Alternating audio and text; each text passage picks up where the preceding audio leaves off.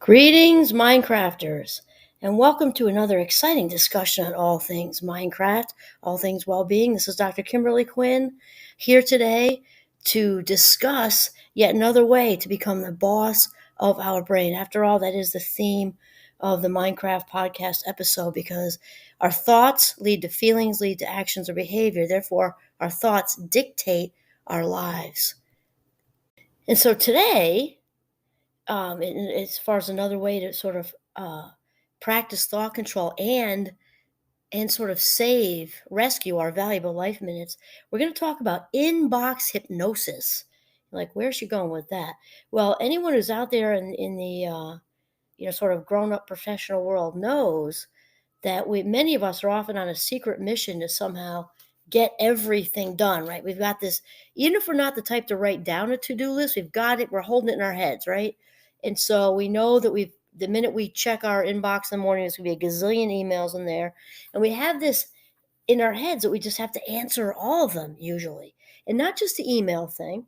The inbox is also metaphorical for the mental list of tasks we have all day. We've got many tasks, lots of little boxes to check, which also rolls from the workplace also into the family with partners, kids, take the dog to the vet. There's lots of other tasks in addition to work, and we have this, I think, like sort of unconscious, like secret mission that we're somehow going to check every single box of all those tasks with families, friends, workplace, partners, and also answer every email. I mean, think what a high bar that is.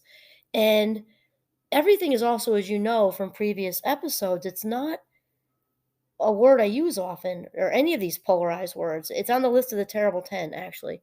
Everything, always, never, no one, everyone, because they just don't exist. No one likes me. That's almost 8 billion people. I mean, what are the chances, right? No. Um, so as far as the inbox hypnosis thing, we often stay up too late, because we're checking emails or we're getting up too early and where our body's still tired on either end of that. And we often, worse than that, is we often put off having fun, with family and friends and ourselves, spending good self time out in the woods, running, skiing, playing Monopoly or doing whatever. And we put all of that off, like, hang on, honey, I'll be right there while I check, 95 more emails. And we don't realize, just what a time sucker all of this is. And this kind of leads us into sort of convincing ourselves that that this sort of seemingly endless to-do list is temporary. Think about what an oxymoron that is. Seemingly endless, temporary, right? So, and we just think like, oh, it's just today, and it's just today. Then one day runs into another, and we're in this fantasy world that these tasks can actually, all be completed. And then after this list of emails and the rest of our micro tasks and to-do lists, once we complete those, then it is then that we'll be happy. It's then that we'll feel inner peace. It's then that we can be relaxed. It's then that I can shut the computer down and everything. And it's then that I can talk with my partner. It's then that I can talk with my young adult kids or my little kids or my grandchildren. It's then that I can go read a book or take a hot bath or go for a walk. And think of, we're putting off life. We're putting off our life minutes. And I'm certainly not encouraging, being reckless and dumping things on other people. I'm definitely not a fan of that. I'm just talking about really checking what, the apps, the really truly essentials. And in life, if you could see my hands making this like half moon spectrum, there's stuff that's a little important on this end, a little bit more important, medium important. And then we work up to urgency and emergency on the far end, right? And emergency, I think of, fire trucks and ambulances. So most days are not like that, right? Most of our life is not like that because most of life is not an emergency. Most of life is not even an urgency.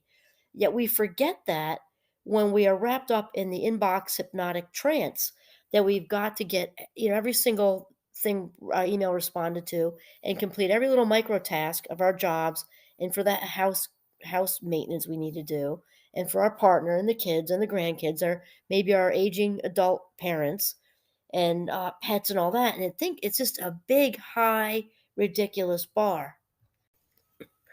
Meanwhile, while we're delaying things for emails, you don't have to say, think about it.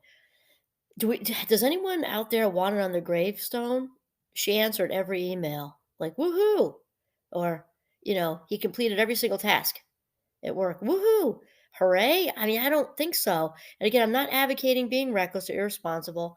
I'm advocating for balancing and really running them all through a filter, and to sift out what's not essential, because there's a good chance a lot of it is just not essential. And in the end, if we had a calculator if you add up all those seconds with emails and milliseconds and even the seconds it took to delete an inbox and clean it up, I don't ever do that. I have like 10, 15,000 in there. Why? It's not a good use of my life minutes to go through all those and delete them just for all these random box store ads and everything. No way. It takes 45 minutes to email us. Even if it took 4 minutes that's 4 minutes, my valuable life space. Not going to happen. Nope, not on this day. And here's the other thing is that our inbox, which is also metaphorical for the rest of our boxes we're checking, right? Again, with the vet, the pediatrician, the partners, the dinners, the social stuff, the vacuuming, the roof, the septic tank, all of it, right?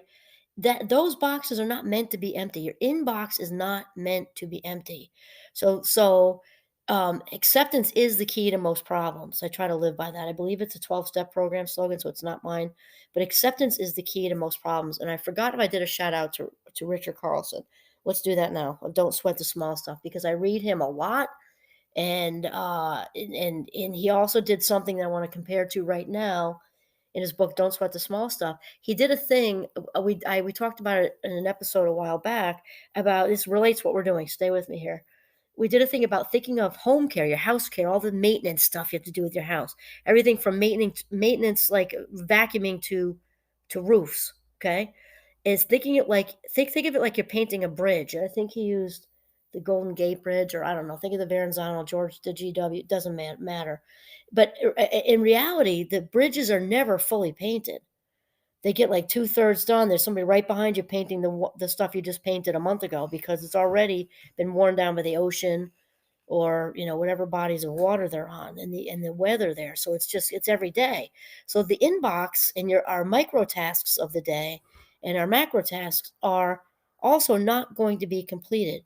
So if we're pushing the envelope of happiness right up and over the horizon by putting off life till all this is completed, think about that. That's ridiculous, because we're putting off ourselves, our families, our friends. So, when this is complete, I'll be happy. My to-do list is complete, I'll be happy. I'll have inner peace. I can be relaxed, all that stuff. And, again, we're pushing our life minutes right over the edge of never happening. Valuable life minutes. It's just not worth it. And think about it. We're pushing that over the edge, and, the clock's ticking and all of that. And so think about your inbox when you die, right? Because your inbox is still going to be there when you are food for daisies and worms, or if you're like me, you'll be blowing around in the wind. And what happens to all those emails? They'll still be in there. So people will take over who are still on this earth. They will certainly not waste their valuable life minutes with any of this stuff that was personal, unessential. They're just not going to do any of that. And the stuff that is essential will get done. Somebody else will do it. Why? Because you're not there.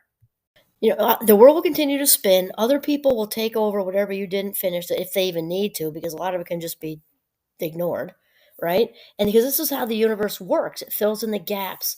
So if you think about where the little kids in the summertime on the ocean, the beach, when they're digging their sandcastles, and they need to have them close enough so they can make the moats and all that, they dig the holes down close to where the water kind of comes up, and those holes immediately fill up with water. That's the universe. So those gaps will get filled in when you're not there to do it. So think about it. What sense does it make to put off your own happiness? To me, there isn't a price high enough to pay for that. There just isn't. Nobody can buy me for that. So putting off your happiness, your inner peace, your family, your friends, it just doesn't make sense, because meanwhile your valuable life minutes are just circling the drain, never to come back again.